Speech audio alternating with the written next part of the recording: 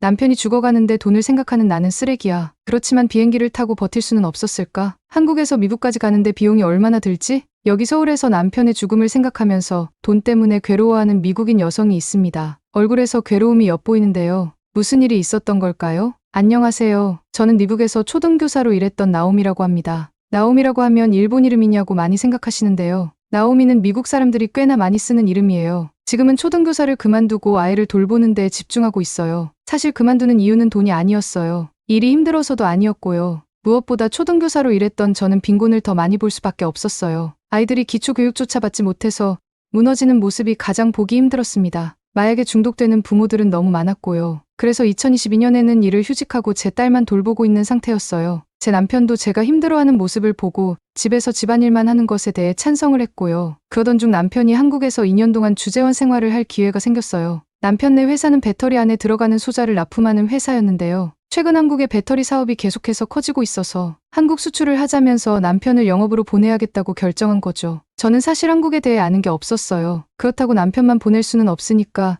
미국에 있는 것들을 어떻게 정리하고 가야 하나 이게 제일 큰 걱정이었어요. 일단 미국에서 내고 있던 보험료나 생활비 같은 것들을 어느 정도로 정지하고 가야 하나가 가장 큰 걱정이었어요. 의료보험에 내고 있는 돈이 한두 푼이 아니었거든요. 제가 왜 이렇게 의료보험 비용에 집착을 하냐면요. 저희 아버지가 간염 보균자로 간염이 악화되어서 간암이 되어서 돌아가셨거든요. 그 과정에서 돈을 한두 푼 쓴 게 아니었어요. 처음에는 별일이 아니라고 생각했는데요. 그냥 일이 끝난 아버지가 술을 마시는 건 워낙 일상적이라서 말릴 생각도 못했어요. 지방간이나 고지혈증 같은 것들은 미국인에게는 그냥 일상적인 질병이라고만 생각했죠. 그런데 어느 날 아버지가 가슴 통증을 호소하셨어요. 돌아버릴 지경이었던 게 아버지가 아직 쓰러지신 정도는 아니었어요. 병원 예약을 하는 데만 한 달이 걸렸죠. 집안에 특별한 유전력이 없어서 보험을 최소한만 들어놓은 상태였어요. 알고 보니 아버지는 A형 간염 보균자셨던 거예요. 그것도 모르고 술을 너무 자주 드셨던 거죠. 간염은 시간이 지나면서 간암이 되었어요. 저는 그때 가장 작은 케어의 보험을 든 것을 정말 후회했어요. 힘든 여정이었거든요. 만성 질환을 치료하는 것은 정서적, 육체적으로 힘들 뿐만 아니라 재정적으로도 상당한 부담을 줄 수 있다는 거 아시나요? 특히 간암과 같은 장기적이고 심각한 질환의 경우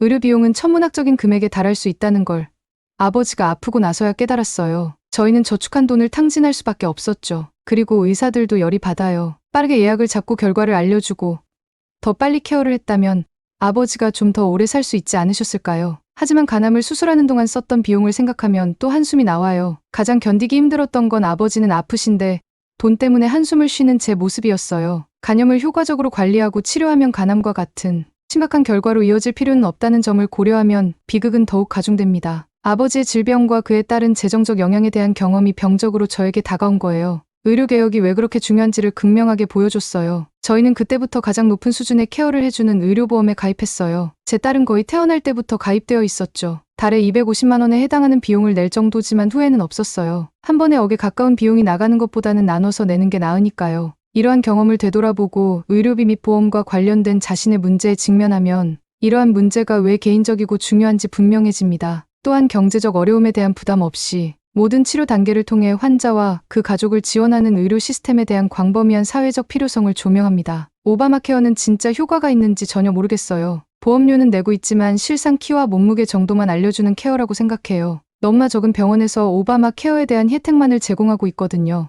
의도는 좋았죠. 오바마 대통령이 집권하면서 추진한 주요 사업 중 하나는 미국인들이 의료 서비스를 더 쉽게 이용할 수 있고 저렴하게 이용할 수 있도록 의료 시스템을 개편하는 것이었습니다. 건강보험개혁법은 의료보험 적용 범위를 확대하고 의료 비용을 통제하며 의료 전달 시스템을 개선하기 위한 의료 정책의 중대한 전환점이었습니다. 저도 찬성했어요. 이제는 병원에 편하게 갈 수 있나 하면서요. 그러나 보험에 가입했음에도 불구하고 높은 보험료, 공제액, 자기부담금 등 의료 관련 비용이 여전히 너무 큰 부담으로 다가왔어요. 사보험과 다를 바가 없었거든요. 특히 자녀의 교육이나 복지와 같은 삶의 다른 필수적인 측면을 우선시하는 가정에서는 이러한 비용을 감당하는 것이 매우 어려울 수 있습니다. 심지어 제가 지금까지 보험사에 낸 비용을 생각하면 그냥 미국에 있는 게 나은가에 대한 생각도 많이 했어요. 그래도 남편을 혼자 보낼 수는 없다고 생각했죠. 한국에서 큰 병이 나지 않기를 바라면서 저는 비행기에 올랐어요. 한국 생활, 특히 초기 몇 달 동안은 매우 힘든 시간이었을 것 같습니다. 완전히 새로운 환경에 적응하는 동시에 딸의 학업을 관리하는 것은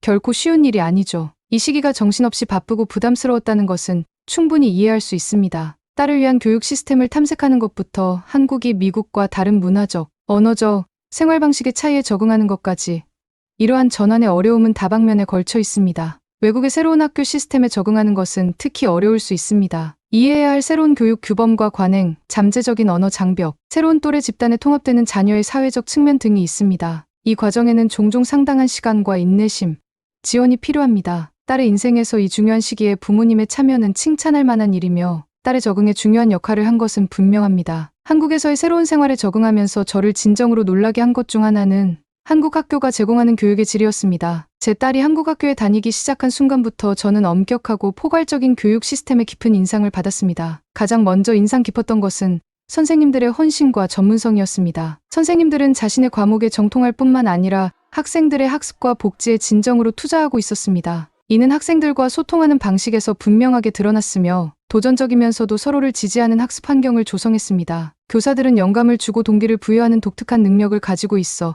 각 수업을 유익하고 매력적으로 만들었습니다. 눈에 띄는 또 다른 측면은 커리큘럼 자체였습니다. 핵심 과학과 수학부터 예술과 사회까지 다양한 과목을 아우르는 균형 잡힌 커리큘럼이었습니다. 특히 비판적 사고와 문제 해결 능력에 대한 강조가 인상적이었습니다. 암기 위주의 교육이 아니라 학생들이 개념을 깊이 이해하고 다양한 맥락에서 지식을 적용하도록 장려했습니다. 학교의 인프라와 자원도 훌륭했습니다. 잘 갖춰진 실험실과 도서관부터 학습을 위한 첨단 기술 도구까지 이 학교의 시설은 학문과 창의성을 추구하기에 이상적인 환경을 제공했습니다. 미국 학교는 중학교 때부터 자기가 원하는 커리큘럼을 직접 짜는 경우가 많은데요. 한국 학교처럼 모든 과목을 경험시켜주는 것도 좋다고 생각했어요. 아무래도 아이들이 중학교 때부터 자기가 가장 좋아하는 것을 알지는 못하니까요. 딸아이가 한국에서 학교를 다니기 시작한 첫날부터 영양가 있고 균형 잡힌 식단이 제공되는 것에 놀랐습니다. 사실 처음에는 걱정이 많았어요. 아무래도 미국식 도시락에 익숙해져 있는 딸이었으니까요.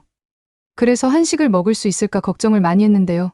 제공되는 음식의 종류와 질이 매우 뛰어납니다. 매 끼니마다 곡물, 단백질, 채소, 과일이 세심하게 배합되어 있어 아이들이 건강하고 맛있는 균형 잡힌 식단을 제공받을 수 있습니다. 단순히 배만 채우는 것이 아니라 몸과 마음의 영양을 공급하는 것이 중요합니다. 특히 현지에서 조달한 신선한 식재료를 사용하는 것을 강조하는 것이 인상적입니다. 그 안에는 각종 김치부터 국, 찌개, 밥 요리까지 다양한 한국 전통 요리가 포함되며 모두 세심하고 정성스럽게 준비됩니다. 사실 별로면 도시락을 싸서 줘야겠다고 생각했는데요. 부모보다도 밥을 더 잘 챙겨주는 게 한국 학교였어요. 제가 제 자식한테 도시락을 싸줘도 절대 저 이상을 제공할 수 있을 것 같지는 않았어요. 제가 미국에서 경험한 것과 학교 급식에 대한 접근 방식의 차이는 극명하게 드러납니다. 미국에서 학교 급식은 영양가가 부족하고 가공식품에 대한 의존도가 높다는 비판에 자주 직면했습니다. 딸을 학교에 보내고 나면 별다른 걱정이 없었어요. 그러던 어느 날 제가 우려했던 사건이 터지고 말았는데요. 남편이 회사에서 쓰러져서 응급실로 갔다는 이야기였어요. 전날 밤부터 가벼운 복통을 호소하기는 했지만 약을 먹으면 괜찮을 것 같다고 해서 병원에 가지 않았거든요. 한국에서 지내던 어느 날 저녁, 남편이 갑자기 아프기 시작하면서 제 삶은 예상치 못한 방향으로 흘러갔습니다. 남편이 심한 복통을 호소하는 것으로 시작된 통증은 어느새 서 있기도 힘들 정도로 심해졌습니다. 상황의 심각성을 깨달은 저는 걱정과 두려움에 휩싸인 채 남편을 응급실로 급히 옮겼습니다. 병원에 도착한 순간 의료진의 효율성과 신속성은 놀라웠습니다. 의료진은 신속하게 남편의 상태를 평가하고 맹장염을 의심했습니다. 남편은 즉시 혈액 검사, 초음파 검사, CT 스캔 등 일련의 검사를 받았습니다. 모든 일이 진행되는 속도는 제가 미국에서 경험했던 것과는 달랐습니다. 미국에서는 응급실 방문이 길어져 검사는커녕 의사의 진찰을 받기 위해 오랜 시간을 기다려야 하는 경우가 많았습니다. 하지만 이 한국 병원에서는 놀라울 정도로 빠르고 효율적으로 검사가 완료되었습니다. 그렇게 짧은 시간 안에 의사가 돌아와 남편이 맹장염에 걸렸고 수술이 필요하다는 진단을 내렸을 때 저는 믿기지 않았습니다. 응급실에서 바로 필요한 모든 진단 절차가 신속하게 완료되었다는 사실에 저는 놀라움을 금치 못했습니다. 이전의 응급 상황에서 종종 스트레스를 받았던 오랜 시간 동안의 경험과는 완전히 대조적이었습니다. 신속한 치료는 진단으로만 끝나지 않았습니다. 즉시 수술 준비가 이루어졌고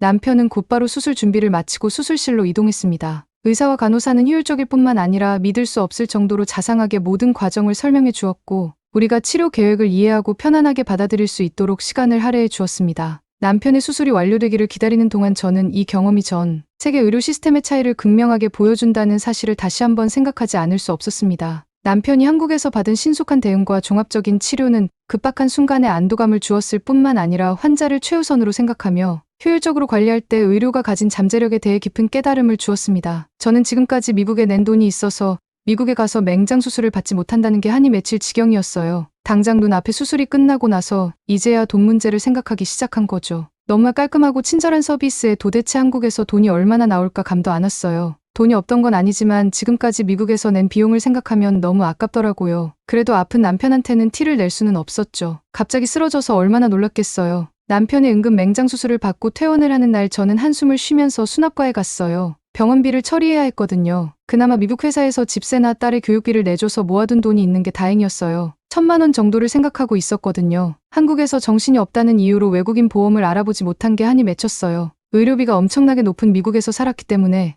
맹장 수술과 같은 심각한 수술의 경우 엄청난 청구서를 받을 수 있다는 사실에 대비했습니다. 카운터에 다다를 때마다 불안감이 커지면서 재정적 타격을 받을까봐 정신적으로 놀라지 말자고 다짐했어요. 점원이 청구서를 건네자마자 제 눈은 곧바로 총 납부 금액을 스캔했습니다. 놀랍게도 예상했던 것보다 훨씬 적은 200만 원 정도의 금액이 적혀 있었습니다. 잠시 실수가 있었던 것 같다는 생각이 들었습니다. 미국에서는 이러한 수술과 관련 검사 및 입원 비용이 보험이 적용되더라도 수천만 원에 달할 수 있습니다. 저는 보험 처리가 된 비용인 줄 알았어요. 왜냐면 건강보험이 없는 미국에서의 맹장염 비용은 무조건 이 이상이었거든요. 주마다 많이 다르겠지만 저희가 살고 있는 아이오와주 경우 맹장 수술 비용은 일단 $8,000, 약 1,000만 원부터 시작이거든요. 그런데 그거 아세요? 정말 치사한 게요. 맹장 수술이 비용이 다 똑같은 게 아니라 맹장이 터져서 충수염이 되느냐 안 되느냐에 따라서 비용이 또 달라져요. 맹장이 터지지 않았을 경우에는 의사 수가를 포함하여 약 $8,000 정도고요. 이건 또 흉이 크게 지는 수술이에요. 만약 흉이 크게 안 지는 복강경으로 맹장 수술을 하면요. 의사 수가를 포함하여 $12,500 정도예요. 일반적으로 이 수술의 가격은 $12,500 이상입니다. 이것도 아이오와주는 싼 편인 걸로 알고 있어요. 다른 주에서는 $36,000까지 받은 사람도 봤거든요. 그렇다고 맹장 수술을 안 할 수는 없잖아요. 안 하면 구르다가 죽을 수도 있는 건데요. 저는 직원에게 응급실 방문, 진단검사, 수술, 이후 입원 등 모든 비용을 합친 금액이 정말 이 정도인지 확인해 달라고 요청했습니다. 직원은 긍정적으로 고개를 끄덕이며 추가 비용이 숨겨져 있지 않은 전체 비용이라고 설명했습니다. 남편이 이렇게 합리적인 비용으로 맹장염에 대한 수준, 높은 의료 서비스를 받았다는 사실을 깨달았을 때 저는 깜짝 놀랐습니다. 한국 의료 시스템에서의 경험은 여러모로 놀라웠습니다. 한국과 미국의 의료비 차이가 극명하게 드러났기 때문입니다. 수술로 인해 경제적 부담을 느끼지 않을 것이라는 안도감 덕분에 남편의 회복에만 집중할 수 있었습니다. 의료 서비스가 소수를 위한 사치가 아니라 누구나 누릴 수 있는 필수품으로 여겨지는 사회에서 사는 것이 얼마나 좋은지 다시 한번 깨닫게 되었습니다. 더 충격적인 사실은 뭔지 아세요? 한국 사람들은 이것보다 더 적은 비용을 낸대요. 보험이 하나도 없어도요. 국민건강보험이라고 오바마 케어가 따라하려고 했던 건데요. 전 국민이 매달 건강보험료를 국가에 내고 국가는 이를 통해서 저렴한 의료비를 제공할 수 있다는 거예요. 제가 받았던 오바마 케어는 효과가 하나도 없었던 거라서 저렴해봤자 얼마나 저렴하겠냐 싶었는데 맹장 수술에서 여실히 알 수 있었어요. 심지어 감기 같은 경우에는 한국 사람들은 일주일에 10,000원 정도만 낸대요. 한국에서의 생활은 저에게 놀라운 경험이었고 시간이 지남에 따라 한국이 살기 좋은 곳이라는 생각에 깊이 공감하고 동의하게 되었습니다. 저는 미국이 최고의 나라라고 생각했는데요. 이 생각에는 반기를 들게 되었어요. 기초적인 것들이 제공되어야 살기 좋은 나라라고 할 수 있는데요. 한국은 화장실, 씻기, 의료, 급식, 교육 같은 모든 것들이 저소득층도 향유할 수 있게끔 되어 있었어요. 효율적인 의료 시스템부터 교육까지 한국 생활의 모든 측면에는 사려, 깊고 효율적인 감각이 스며들어 있는 것 같아 인상적이면서도 편안함을 느낍니다. 미국에 다시 돌아가서 살 생각을 하면 막막함밖에 없어요. 저축을 하면서 미국에 있는 집을 판다면 한국에서 계속 살 수 있을 것도 같은데 한국으로의 이민을 다들 어떻게 생각하실지 모르겠네요. 타이완이 나라가 아니라는 거 알지? 그런 것처럼 한국도 나라가 아니고 북한에게서 강제로 빼앗은 불법적인 영토일 뿐이야. 여기 영국 대학교 교수가 한국인 앞에서 한국은 나라가 아니라고 당당하게 외치는데요. 그러나 몇 분 뒤 교수님은 무릎 꿇고 빌기 시작합니다. 대체 무슨 일인 걸까요? 안녕하세요. 저는 런던 킹스턴 대학교에 재학 중인 로티라고 하는데요. 킹스턴 대학교는 유몰든 지역 가까이에 위치해 있는데요. 유몰드는 영국 최고의 한인타운이에요. 그런데 남한 사람들만 있는 것이 아닌 북한인들까지도 바글바글하고 저번에는 500명이 탈북해서 온 적도 있습니다. 그래서 그런지 킹스턴 대학교에서도 탈북민을 찾기가 엄청나게 어렵지는 않았고요. 이러한 문화 때문인지 탈북민도 스스로 탈북했다고 거리낌 없이 하긴 하더라고요. 저 또한 지훈과 연미라는 2명의 탈북민 친구가 있는데요. 북한에서 온 2사람은 자유를 찾아 이곳 킹스턴 대학교까지 오게 되었습니다. 그들의 이야기는 제가 지금까지 들어본 것과는 전혀 달랐습니다. 이 카페 모임에서 저는 남북한의 극명한 차이를 처음 알게 되었죠. 지훈이는 항상 신기한 표정을 지으며 서울을 처음 본 순간에 대해 이야기했습니다. 난 믿을 수가 없었어. 그는 고개를 절레절레 흔들며 말하곤 했죠. 우리 북한에서는 늘 모든 통신망을 차단하고 한국 드라마나 케이팝을 보면 바로 압수당하고 끌려가. 그리고 북한은 한국을 못 살고 후진적인 나라로 묘사했는데 실제로 와보니까 완전 달랐던 거 있지. 물론 지훈이 뿐만이 아니었어요. 탈북한 제 친구 연미도 똑같은 얘기를 했죠. 연미는 한국의 밝은 불빛과 번화한 거리, 첨단 기술이 마치 마법처럼 느껴졌다고 말했습니다. 연미는 어느 날 저녁에 사실 자기가 처음 한국에 왔을 때 북한에 큰 배신감을 느꼈다고 말했습니다. 그동안 북한이 자신에게 거짓말을 쳤던 것이고 세뇌를 한 거라고 깨달았다고 했죠. 사실 연미가 대단한 거였어요. 북한은 세뇌 교육이 정말 심해서 눈으로 보고도 믿지 못하는 사람들이 종종 있다고 들었는데요. 그래도 반 정도는 눈으로 한국을 보면 깨닫는다고 하더군요. 또한 한국에서는 자기가 원하는 드라마는 영화든 마음대로 볼 수 있었다고 말하더라고요. 그리고 북한에서는 빈부격차가 너무 심하고 권력이 없으면 그 무엇도 할 수가 없는 것에 반해서 한국에서는 자신을 인간으로 봐주었다고 했어요. 또 북한인이라고 해서 차별받는 것도 없었고 오히려 믿는 친구한테 북한인이라고 밝히면 사람들이 감싸 안아주곤 했다죠. 이야기를 듣는데 마치 제가 탈북을 한 것처럼 이미 머릿속에서는 상상의 나래가 펼쳐지곤 했습니다. 그렇게 저희 한국에 대한 저희 매력이 점점 커지고 있음을 느꼈죠. 이 호기심은 얼마 지나지 않아 대학을 1년 휴학하고 한국을 탐험하기로 하는 대담한 결정으로 바뀌었습니다. 하지만 이 결정이 우여곡절 없이 내려진 것은 당연히 아니에요. 휴학이라는 신중해야 하는 결정이니만큼 저는 교수님과 상담을 하기로 했죠. 저는 긴장감과 설렘을 가득 안고 교수님의 사무실로 들어갔습니다. 해리스 교수님, 저는 개비어를 통해 한국을 여행할 계획입니다. 라고 말문을 열었습니다. 저는 휴학하고 여행한다는 말에 놀라움과 궁금증이 있을 거라고 예상했죠. 하지만 저희 예상과는 정반대인 반응을 보이시더라고요. 오랜 학계 경력을 자랑하는 저희 해리스 교수는 안경 너머로 저를 바라보며 믿기지 않는다는 표정을 지었습니다. 한국? 다른 곳도 많은데 왜 한국이지? 그는 회의적인 어조로 물었습니다. 교수로서 말하자면 학문적 풍요를 위한 목적지라고 보기는 어려운데 저는 깜짝 놀랐습니다. 해리스 교수님이라면 이해해 줄 알았거든요. 하지만 교수님, 새로운 문화를 경험하고 다른 삶의 방식을 이해하는 것이라고 설명하려고 했습니다. 그러나 그는 제 말을 끝까지 듣지도 않으시곤 그는 무시하듯 손을 흔들었습니다. 로티, 학생은 귀중한 시간을 낭비하고 있어. 한국은 이제 막 자리를 잡으려는 국가고 어차피 가봤자 할 것도 없잖아. 휴학까지 해서 한국에 갈 필요 없어. 그의 말은 따끔했습니다. 저는 제 모험심에 대한 지지와 약간의 흥분이라도 기대했었습니다. 하지만 저는 제 꿈을 그저 기발한 도피처로만 여기는 사람 앞에 서게 되었습니다. 허탈감을 느끼며 저는 그의 말이 머릿속을 맴돌며 그의 사무실을 나섰습니다. 하지만 대학 캠퍼스를 거닐면서 지훈과 연미의 이야기, 그들의 고난과 승리가 떠올랐습니다. 그들은 해리스 교수도 미처 이해하지 못했던 한국의 한 면을 보았던 것이죠. 비록 교수님은 찬성하지 않으셨지만 저는 한 사람의 의견에 흔들리지 않기로 결심한 저는 여행 계획을 세우기 시작했습니다. 여행 가이드를 뒤적이고 블로그를 읽으며 몇 시간 동안 조사에 몰두했습니다. 지훈이와 연미에게 조언을 구했습니다. 지훈이와 연미는 신이 나서 가볼 만한 곳, 먹어볼 만한 음식,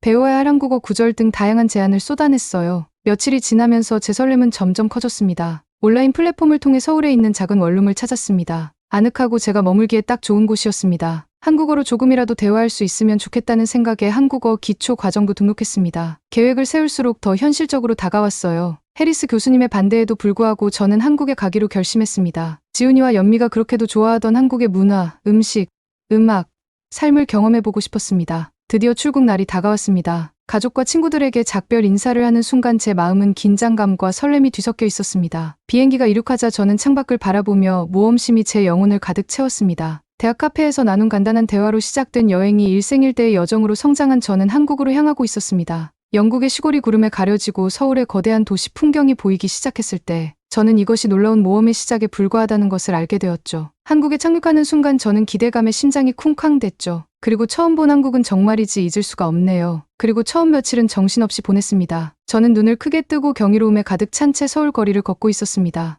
우뚝 솟은 빌딩, 네온사인, 빠르게 돌아가는 생활 등 모든 것이 런던에 있을 때와는 너무나 달랐습니다. 마치 미래에 살고 있는 것 같았죠. 초고속 인터넷부터 효율적인 대중교통 시스템까지 첨단 기술은 저를 경외감으로 가득 채웠습니다. 또 서울 지하철을 처음 탔을 때가 기억나는데요. 전철은 너무 빠르고 정시성이 뛰어나서 제가 익숙했던 것과는 완전히 대조적이었습니다. 그리고 모든 대중교통을 이용할 수 있는 충전식 스마트 카드인 티머니 카드는 말할 것도 없죠. 덕분에 도시를 여행하는 것이 매우 쉬워졌습니다. 하지만 저를 매료시킨 것은 기술과 인프라뿐만이 아니었습니다. 한국어는 또 다른 매력이었습니다. 여행 전에 기본적인 한국어를 배우기 시작했지만 막상 주변에서 한국어를 들으니 색다른 경험이었습니다. 마치 음악 같았고 서정적이었어요. 노래처럼 기복이 있는 한국어의 흐름이 너무 좋았어요. 그래서 틈날 때마다 현지인들과 말하기 연습을 했어요. 그들은 항상 웃는 얼굴로 제 발음을 교정해주며 인내심과 격려를 아끼지 않았어요. 그리고 음식이 있었죠. 음식. 첫 식사는 야채, 고기, 달걀 프라이, 고추장을 섞어 만든 비빔밥이었어요. 입안에서 풍미가 폭발하더군요. 저는 푹 빠졌습니다. 그 후 며칠 동안 저는 금세 입맛에 맞는 김치부터 떡볶이, 불고기, 양념, 소고기 바비큐까지 모든 음식을 먹어봤어요. 모든 식사가 모험이었고 모든 것이 좋았어요. 가장 기억에 남는 경험 중 하나는 전통 한복 대여점을 방문한 것이었습니다. 한국의 전통 의상인 한복은 제가 항상 입어보고 싶었던 옷이었어요. 다양한 색상과 디자인이 압도적이었어요. 드디어 한복을 골라 입어보니 과거로 돌아간 듯한 기분이 들었습니다. 한복을 입고 경복궁을 거니는 것은 초현실적이었어요. 고풍스러운 건축물과 현대적인 고층 빌딩이 어우러진 궁궐의 아름다움은 정말 장관이었어요. 특히 런던에 비해 숙소를 찾는 것이 놀라울 정도로 쉽고 저렴했습니다. 조용한 동네에 작지만 아늑한 스튜디오 아파트를 찾았어요. 작은 간이 주방, 편안한 침대, 그리고 무엇보다도 강력한 와이파이 연결 등 제 요구 사항에 딱 맞는 숙소였어요. 그리고 가장 좋은 점은 집세도 부담스럽지 않았고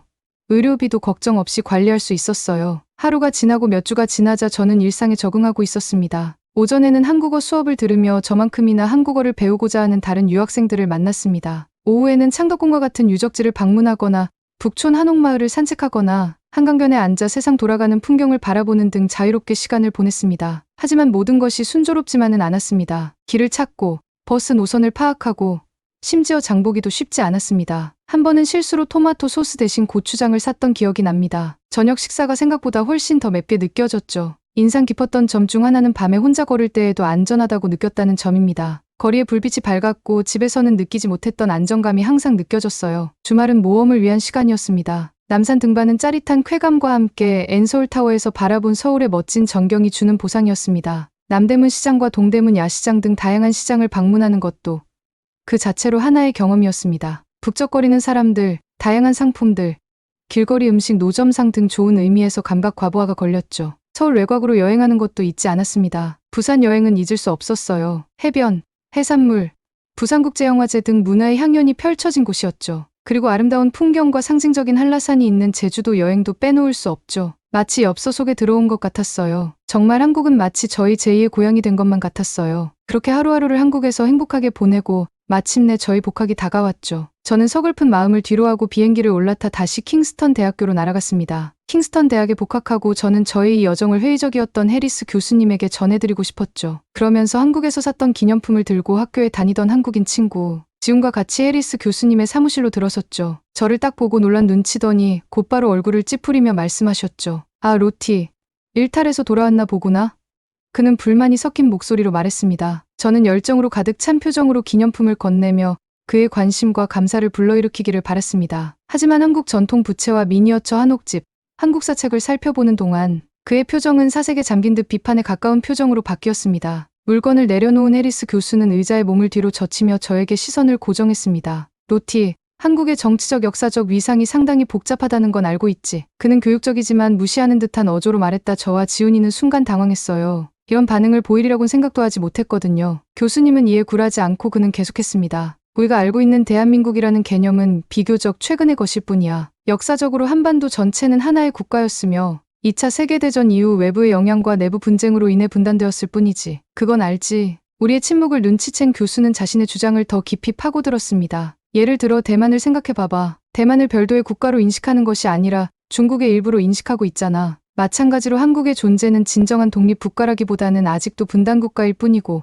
북한의 영역이야. 그의 비유는 복잡한 지정학적 역사를 지나치게 단순화한 결함이 있는 것처럼 느껴졌습니다. 하지만 그는 한반도의 분단은 근본적으로 이념적 차이, 특히 동구권의 공산주의 확산의 결과였지. 서구의 이데올로기, 특히 미국의 이데올로기에 영향을 받은 남한은 북쪽의 이데올로기와 달랐거든. 이라고 설명하며 교수님은 북한이 아니라 DPRK 즉 민주주의 공화국이라고 불려야 한다고 설명했습니다. 또한 지금 대한민국이라고 불려지고 있는 남한의 땅은 사실 북한의 땅을 강제로 착취한 불법적인 토지일 뿐이라고 말했습니다. 저는 그의 학문적 관점과 제가 살아온 역동적이고 독립적인 대한민국, 즉 독자적인 정체성과 문화, 민주적 정부를 발전시켜온 대한민국을 조화시키는 데 어려움을 겪었습니다. 그는 진정한 대한민국은 분단 이전과 마찬가지로 한반도 전체를 아우르는 국가여야 한다고 주장했습니다. 현재의 대한민국은 진정한 대한민국의 정체성을 반영한다기보다는 지정학적 변칙에 가깝다고 말했습니다. 저는 그의 관점이 다소 어색했습니다. 전쟁의 폐허 속에서 번영하는 민주사회를 건설한 수백만 한국인의 투쟁과 성취,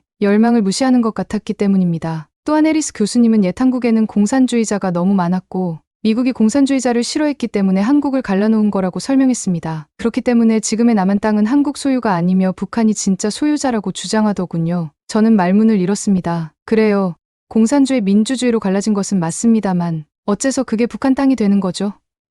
이해할 수가 없었어요. 하지만 그럼에도 저는 교수님이니까 끄덕이고 있을 수밖엔 없었죠. 그러나 지훈이는 교수의 지적을 하나하나 반박하며 조목조목 반박하기 시작했습니다.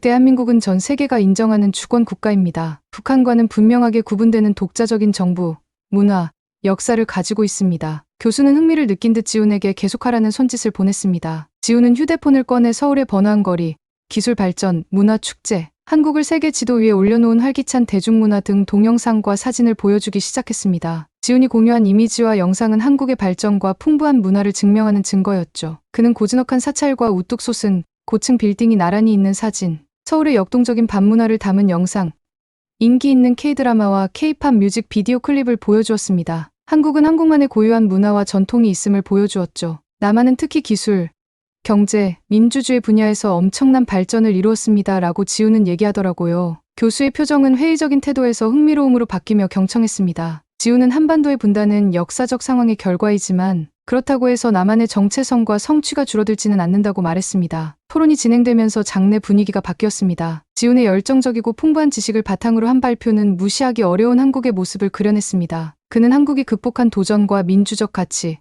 그리고 글로벌 문화와 기술에 대한 기여에 대해 이야기했습니다. 편협한 시각으로 대화를 시작했던 교수는 이제 그간의 관념이 눈에 띄게 흔들리며 열심히 듣고 있었습니다. 번영하는 대한민국의 생생한 이미지가 뒷받침된 지훈의 말에 교수의 인식이 바뀌고 있었습니다. 1시간여가 지나자 강의실에는 정적이 흘렀다. 교수는 의자에 기대어 깊은 생각에 잠겼습니다. 마침내 그는 부드러운 목소리로 말했습니다. 지훈 씨, 당신의 지적이 설득력이 있다는 것은 인정해. 내 견해는 틀렸던 거였군. 라고 하더군요. 그리고 지훈은 얼굴에 안도감이 역력한 표정으로 고개를 끄덕이며 말했죠. 한국이 발전뿐만 아니라 정체성을 확립하는 데 있어서도 얼마나 멀리 왔는지를 보는 것이 중요합니다. 그러자 교수는 제가 예상하지 못했던 사과를 했습니다. 아까의 발언에 대해 미안하다. 성급한 판단이었고 내가 틀렸던 거다. 라고 하며 고개 숙여 사과하더라고요. 교수님은 제가 주는 기념품들을 감사히 갖겠다고 했고 자신의 생각에 대해 완전히 바꾸겠다고 약속했습니다. 교수님 사무실을 나오면서 저희는 성취감을 느꼈습니다. 지훈의 설득력 있는 대한민국 옹호는 교수님에게 깨달음을 주었을 뿐만 아니라 저 또한 대한민국에 대한 깊은 존경과 동경을 더욱 강화시켜 주었거든요. 그리고 이토록 발전한 한국뿐만이 아니라 지훈에게도 고맙네요. 지훈이가 없었더라면 어쩌면 교수님은 끝까지 이런 사상을 갖고 있었을지도 모르니까요. 영국 런던의 한 카페, 2명의 영국 여성이 서로 다투고 있습니다. 아니 한국 같은 야구 못하는 나라에 간다는 너도 별종이다. 미국이나 일본이면 모를까. 유명 야구 선수도 없는 나라에 뭐하러 가는데 과연 이 둘은 어느 나라로 가게 될까요? 안녕하세요. 저는 영국에 사는 메리라고 합니다. 지금 말씀드리려는 여행은 제 인생에서 가장 멋진 모험으로 기억되는 경험에 대한 이야기예요. 저는 영국에서 태어나 쭉 자랐어요. 지금은 하루하루 같은 일상을 바쁘게 보내는 피곤함 그리고 무료함에 빠져있는 평범한 직장인 6년 차예요. 저는 평소에도 모험을 즐기지 않고 오늘도 무사히라는 좌우명을 가진 아주 소심한 성격이죠. 많은 분들이 영국이라고 하면 신사의 나라 혹은 스포츠의 나라로 떠올리시는 분들이 많으시겠죠. 크리켓도 유명하지만 영국에서는 뭐니 해도 축구가 가장 유명한 것은 사실입니다. 축구 종주국이라 불리기도 하니까요. 토트넘 후스퍼, 맨체스터 유나이티드, 맨체스터 시티, 리버풀, 아스톤 빌라, 번리 등 전 세계적으로도 많은 팬을 가진 축구팀들이 있는 나라니까요. 특히나 토트넘 후스퍼 구장은 가장 최근에 생기기도 했고 사람이 가장 많이 가는 인기 높은 장소라고 하시더라고요. 영국인으로서 저는 어릴 때부터 스포츠와 아주 가깝게 느끼며 자라기도 했어요. 그렇다고 해서 축구를 가장 좋아하는 것은 아니었죠. 물론 저희 부모님, 친구들은 모두 축구팬이지만요. 영국인 모두가 축구를 사랑하냐고요? 결론부터 말씀드리면 네, 맞습니다. 모두 열정적이죠. 그래서 토트넘 후스퍼 스타디움 같은 경우는 저희도 표를 구하는 것도 쉽지 않고 티켓 가격도 부담스러울 정도로 비싼 편입니다. 토트넘은 입장할 때 가방도 제한을 하는데 사람이 너무 많아서 백팩을 금지할 정도니 어느 정도의 인기인지 말 안 해도 아시겠죠? 특이하게도 저는 이런 축구의 나라 영국에 살면서 가장 좋아하는 스포츠가 축구가 아니었어요. 제 친구들도 부모님도 저를 잘 이해하지 못했죠. 그래서 제가 가장 좋아하는 스포츠가 뭐냐고요? 제가 가장 좋아하는 스포츠는 바로 야구입니다. 왜 야구가 좋은지 정확히 다 이유를 댈 수는 없지만 늘 소심하고 변화가 없는 제 성격의 야구를 할 때 정확하게 투구하고 배트로 공을 탕하고 때릴 때 나는 소리도 홈런을 했을 때 그 뻥 뚫린 듯 시원한 쾌감이 좋더라고요. 하늘을 날아가는 그 공을 보면 마치 제가 그 공이 된 것만 같이 대리만족이 되면서 심장이 함께 벌렁벌렁 거릴 정도예요. 물론 영국에도 야구팀이 있지만 제가 가장 좋아하는 팀은 일본 팀이에요. 야구라고 하면 당연히 메이저리그 MLB 팬이 압도적으로 많습니다만 일본의 야구리그인 NPB도 이에 못지않게 많은 팬들이 있죠. 두 리그는 경기 규칙도 조금 다르고 경기를 하는 인원수도 다른데요. MLB가 경기 수도, 야구 인원수도 더 적은 편입니다. 경기장도 약간 차이가 나는데요. MLB의 경기장이 더 크긴 하죠. 저는 일본의 야구를 좋아하는 이유는 제가 좋아하는 선수들 때문인데요. 일본 야구는 역사가 깊어서 좋고 오타니라는 선수를 가장 좋아하기 때문이에요. 투수와 외야수로 활약하는 선수죠. 그는 강력한 패스트볼을 던지는 선수인데 최고 속도 160km 이상까지 가는 그 공을 보고 팬이 되기로 마음먹었었죠. 그러다 마침 경기가 한국에서 펼쳐진다는 것을 들었어요. 마침 휴가 기간도 사용할 수 있어서 드디어 제가 응원하는 팀을 직관할 수 있는 기회는 그때뿐이라고 생각했어요. 그래서 결심했죠. 한국으로 가기로. 평소에 매일 고민만 하며 보내는 시간들이 아깝다는 생각이 들었거든요. 당장 실행에 옮기기로 했죠. 예매를 하려고 알아보다가 문득 혼자 가기엔 아무래도 조금 겁이 나기도 했어요. 그러다 바로 생각난 저희 절친 사라가 얼마 전에 K-팝 콘서트 참석을 위해 한국을 갈 계획이 있다는 게 생각났죠. 전 사라에게 바로 전화를 걸었고 운명적으로 저희는 일정이 맞아 항공도 같이 타도록 맞출 수 있었습니다. 더군다나 숙소도 함께 예약해서 여행 경비도 줄일 수 있었어요. 왠지 여행 전부터 시작이 좋았다는 기분이 들었어요. 사라는 여행 전부터 빼곡하게 가고 싶은 곳들을 나열하기 시작했죠. 사라는 가보고 싶은 곳이 넘쳐난데 반해 저는 한국에 대해 잘 몰랐고 오직 야구 경기만 직접 보면 된다는 생각으로 한국으로 향했습니다. 이왕 한국으로 여행을 가는 김에 꼭 제가 좋아하는 팀이 있는 일본까지 들렀다 가고 싶었지만 휴가가 그 정도로 여유롭게 길지 않아 아쉽지만 그럴 수 없었어요. 그래도 제가 그렇게 보고 싶어하던 야구팀을 실제로 볼 생각에 기운을 가득 냈죠. 그렇게 여행 가는 날 오랜만에 이렇게 장거리로 여행을 해본 것 같아요. 온 몸이 쑤시고 아프더라고요. 무엇보다 활발한 저에게 너무도 심심한 여정이었어요. 미국에 갔을 때 입국 시간 동안 얼마나 고생했는지 기억이 나서 그때부터 벌써 피곤해졌었어요. 하지만 인천공항은 정말 빠르게 수속이 끝났어요. 특히나 한국 사람들은 1분 정도면 자국민들이 입국하는 것 같더라고요. 믿을 수 없는 속도이긴 하더군요. 나중에 들었는데 한국은 이젠 여권도 꺼낼 필요가 없이 안면 인식으로 입국하는 시스템까지 도입하고 있다고 하네요. 원래도 빨랐는데 얼마나 더 빨라지려고 하는지 상상하는 것. 그 이상의 기술을 생활에 접목한다는 생각이 들었어요. 다시 이야기로 돌아오자면 저는 인천공항에 내리자마자 휘둥그레질 수밖에 없었는데요. 인천공항에서 내려서 입국을 하는데 웬 로봇들이 돌아다니고 있는 거예요. 신기한 마음에 가까이 다가갔죠. 그러니 그건 에어스타라는 로봇으로 여행객들한테 공항에 대한 정보도 알려주고 출국장 혼잡도 정보도 실시간으로 제공하면서 대중교통에 대한 것도 알려주는 기능을 가졌죠. 이런 것은 영화에서나 봐 오던 거였는데 바로 눈앞에서 마주하다니 한국이 기술력이 월등하다는 것은 익히 알고 있었어요. 제 친구들 사이에서도 가장 사고 싶어하는 전자제품은 대부분 LG와 삼성 거거든요. 고장도 잘 나지 않는다는 점 때문에 모두가 그 제품으로 바꾸고 싶어하죠. 저도 꼭 내년에는 LG 거로 냉장고를 바꾸는 게 목표예요. 냉장고가 내부에 어떤 식재료가 들어있는지 인식해서 알려주고 불필요한 지출을 막아주는 혁신적인 내용의 저에게 목표 같은 로망이 되었거든요. 그걸로 바꾸기 위해 열심히 회사를 다니는 이유기도 했죠. 저희는 에어비앤비를 사용해 숙소를 묵기로 했는데 너무 순조로웠던 걸까요? 저희에게 청천벽력 같은 일이 생기고 말았습니다. 사라가 주소를 혼동해 저희가 원래 가기로 한 동네와 먼 곳으로 예약을 하고 만 것이었죠. 사라가 다 할 거라 믿으며 아무것도 확인하지 않은 저는 화를 낼 자격은 없었습니다. 집주인에게 전화해 사정을 말하고 싶었는데 한국어가 쉽지 않았어요. 그런 저희의 사정을 듣던 옆 한국인께서 다가오셨죠. 통역 도와드릴까요?